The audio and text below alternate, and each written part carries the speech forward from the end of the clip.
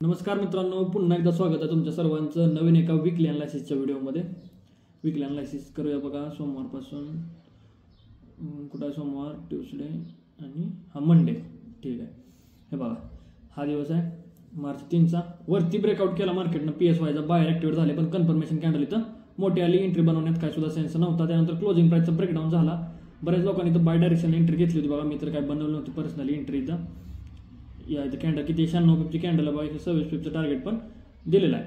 पण 96 पिपच्या candle entry मारण्यात काय सेन्स बनत नाहीये. त्याच्यानंतर पुढं बघा, इथं काय झालं, एक मॅटर काय होता मोठा, 20,500 कुठं येत आहे. हे बघा, इथं होता W pattern. W pattern psychological म्हणजे बाहेर ॲक्टिव्ह होते, त्याच्यामुळं हा फॉल आला मार्केटमध्ये. ही गोष्ट लक्षात ठेवा. इथं बायची एंट्री बनवण्यात काय सेन्स बनत नव्हता. पुढचा दिवस मंगळवारी आपला स्टॉप लॉस हिट झाला होता बघा. सिंपल काय लॉजिक लावलं होतं बघा. इथं मार्केट चालू झालं, खाली आलं, वरती गेलं, क्लोजिंग प्राइस होती. क्लोजिंग प्राइस पासून रेजिस्टन्स घेतला आपण, लो टू हाय पिप मार्क केली. बाय साईडला एंट्री घेतली. 2 पिपमध्ये टार्गेट राहिलं होतं फक्त आणि फक्त 2 पिपमध्ये, आणि मार्केटनं फॉल केला. ठीक आहे. हा एसएल हिट झाला. त्याच्यानंतर पुढच्या दिवस इथं ह्या दिवशी बघा, ही क्लोजिंग प्राइस आहे. ह्या दिवशी 2 ट्रेड केले आपण. क्लोजिंग प्राइसवर मार्केटनं सपोर्ट घेतला. रिटेलर बाय साईडला ॲक्टिव्ह झाले, आपण सेल केला. मार्केट फॉल झालं. ह्याच्या खाली निघताना परत एक सेल केला. परत एक मार्केटनं डाऊन साईडला एक चांगलं मोमेंटम दिलं.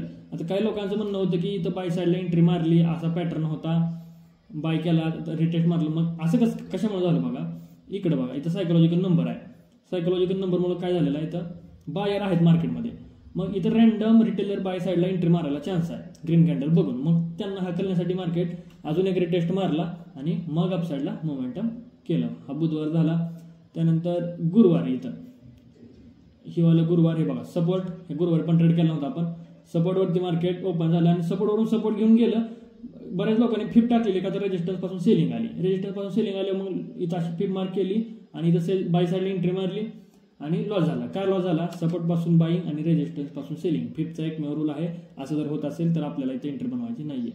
एक्सएम मध्ये बघा 100%चा डिपॉझिट बोनस चालू आहे. ज्यांना डिपॉझिट करायचं त्यांनी डिपॉझिट करून घेऊ शकताय आणि ट्रेडिंग चालू करू शकता. ओके. डिस्क्रिप्शनमध्ये लिंक दिली आहे. पार्टनर कोड वगैरे टाका म्हणजे 100% बोनस तुम्हाला भेटून जाईल. एक्सएनएचची पण लिंक दिली आहे. पुढचा दिवस बघा, इथं क्लोजिंग झाला होता. आता ह्या क्लोजिंग नंतर क्लोजिंगचा ब्रेकआउट केला मार्केटनं. क्लोजिंगचा ब्रेकआउट केला, खाली आलं. मला वाटलं 2 वेळा सपोर्ट घेतला मार्केट म्हणजे वर जाणार नाही, म्हणून इथं सेल करून दिला. सेल केला, तसा आपला एसएल मारला, मार्केट वर गेलं. आता अशा प्रकारे इथं डब्ल्यू पॅटर्न आहे आणि हे डब्ल्यू पॅटर्नची हंटिंग मार्केटने इथे केलेली दिसते. आता सगळ्यात सिंपल ट्रेड घेतलेला आहे. इथं माझा लॉस झाला होता त्या दिवशी. हा ब्रेकडाऊन PSYचा retest, proper retest, green candle confirmation आली, बाय साईडला एंट्री मारली. यावेळेस टॉप लॉस इथं लोला लावा असतो नेहमी. हे बघा, असं ज्यावेळेस मार्केटमध्ये लो असतो ना रेड कॅन्डल बनवलेला, त्यावेळेस टॉप लॉस इथं आपण रेड कॅन्डलच्या लोला लावा असतो, ना की इथं ग्रीन कॅन्डलच्या लोला लावून एसएल खायचा नसतो.